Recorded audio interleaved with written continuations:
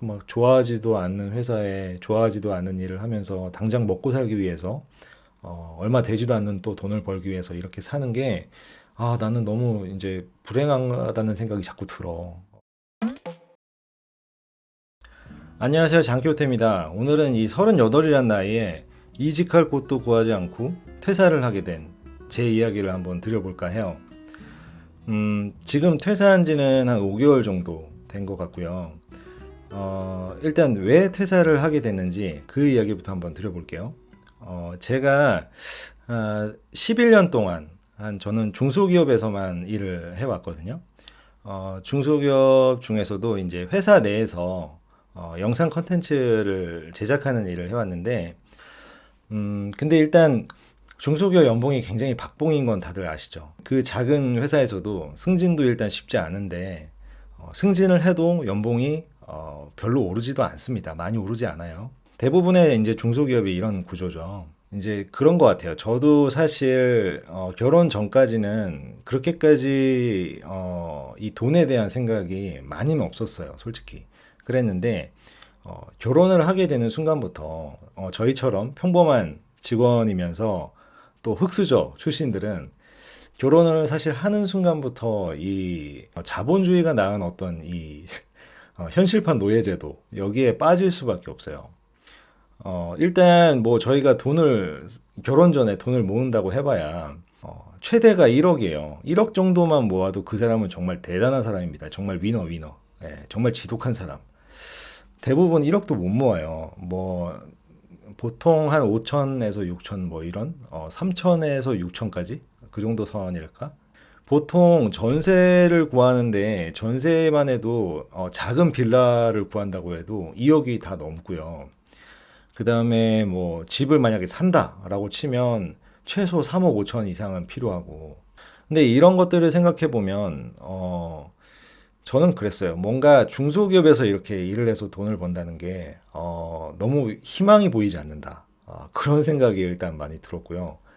정말 비효율적이다. 그 안에서도 또 제가 승진을 하기 위해서 어떤 좋은 평가를 받기 위해서 그리고 회사 생활을 원만하게 하기 위해서 이리 치이고 저리 치이고 이제 스트레스를 다 받아가면서 일을 하는 거에 비해서 우리가 받는 임금은 보통 이제 제가 이제 38인데 제 또래로 생각을 해봐도 월급으로 따지면 일반적인 직장인일 경우에 적게는 300에서 한 500 정도 그 정도 선일 거라고 생각해요 월급이. 그러면 그 정도 월급으로 집도 사고 애도 키우고 뭐 이런 거 다 해야 되는데 그걸 다 충당할 수 있을까요? 절대 불가능합니다.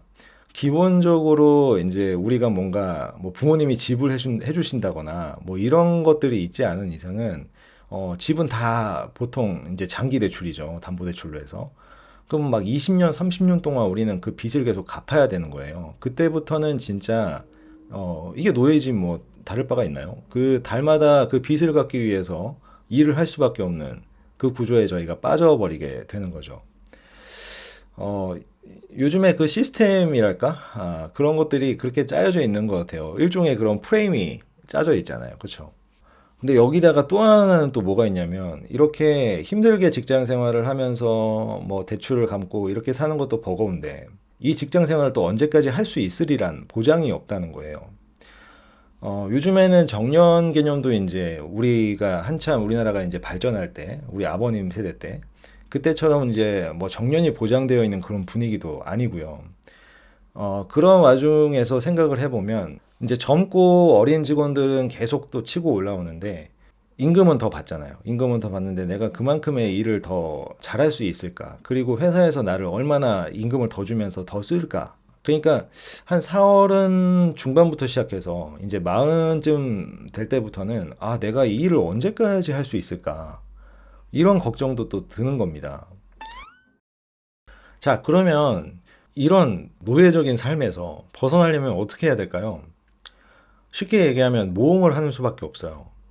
그냥 안정적인 것만 추구해서 회사에서 그냥 우직하게 일만 해서는 들어오는 수입이 뻔하고요. 그리고 내가 회사에서 나중에 어떻게 될지도 모르는 이런 부분도 있기 때문에 절대로 달달이 이렇게 정말 아득바득 겨우겨우 입에 풀칠하면서 사는 이 삶에서 벗어날 수가 없는 겁니다. 그래서 모험을 할 수밖에 없어요. 그 모험이라는 건 다들 아시다시피 뭐 창업이 될 수도 있고요. 뭐 그다음에 뭐 프리랜서로 일을 뭐 투잡을 한다든지 아니면 뭐 프리랜서로 아예 전향을 한다든지 아니면 뭐 유튜브를 같이 한다든지 뭐 이런 것들이 있겠죠.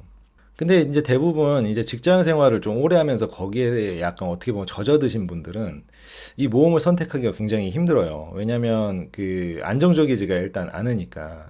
그러니까 가능성, 성장 가능성으로 치면 사실 그런 사업이나 그쪽이 잘 됐을 경우에는 훨씬 더 많은 수익을 가져다 준다는 건 다들 아시잖아요. 근데 대신에 그게 잘 됐을 케이스고 잘 안 됐을 때는 또 손해를 볼 수도 있는 이런 것들이 있다 보니까 모험을 이제 하고 싶다는 마음이 들 때는 다 있으시잖아요. 그죠?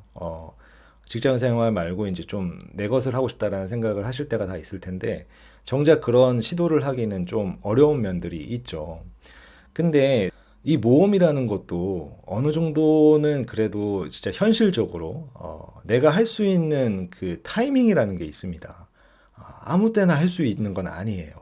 무슨 얘기냐면 나중에 저 같은 경우만 해도 마흔이 이제 넘어가게 되고 아이까지 이제 만약에 키우게 되는 입장이 돼버리면 저는 그때부터는 모험을 하고 싶어도 할 수가 없어요.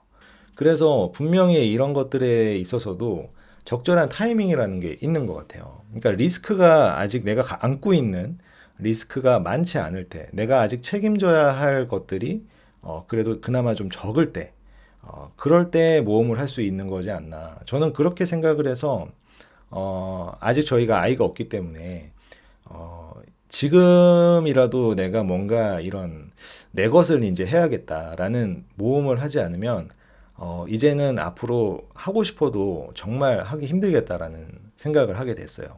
짧게 또 하나 덧붙이면 일단 저는 회사 생활이 너무 싫어졌어요.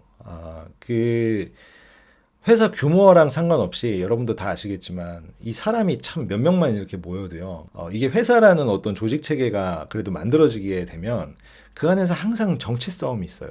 참 되게 신기해요. 10명밖에 안 돼도 정치 싸움이 있고요. 그러니까 자기가 더 치고 올라가려고. 그러니까 막 가식적이고 막 위선적이고 막 이런 것들이 막 너무 비일비재하잖아요. 그리고 나보다 이제 상사들 중에서도 내가 인정이 되는 상사가 또 있는 반면에 진짜 뭐 때문에 저 사람이 저 자리에 있는지 모르겠다. 저 인간 뭐 하는 인간이지? 이런 사람 우리가 얼마나 많이 만납니까? 상사들 중에. 근데 또 뒤에서는 참 뭐 솔직히 뭐 뒷담화도 하죠. 근데 어쨌든 상사니까 또 앞선에서는 비위 맞춰줘야 되잖아요. 정말 막, 예, 화딱지 나죠. 그래서 그런 사람들에서도 또 벗어나고 싶어서, 저는 이제 좀 제가 독립적으로, 이제는 좀 제가 주인이 돼서 할 수 있는 일을 한번 해봐야겠다. 이제는, 더 미룰 수도 없고, 이 시점에 해봐야 되지 않을까, 이런 생각을 하게 됐습니다. 그러면 퇴사 이후에, 5개월이 지금 됐는데, 5개월 동안 제가 어떻게 지냈는지 한번 또 말씀을 드려볼게요. 여기서 약간의 반전이 있을 수도 있어요. 예.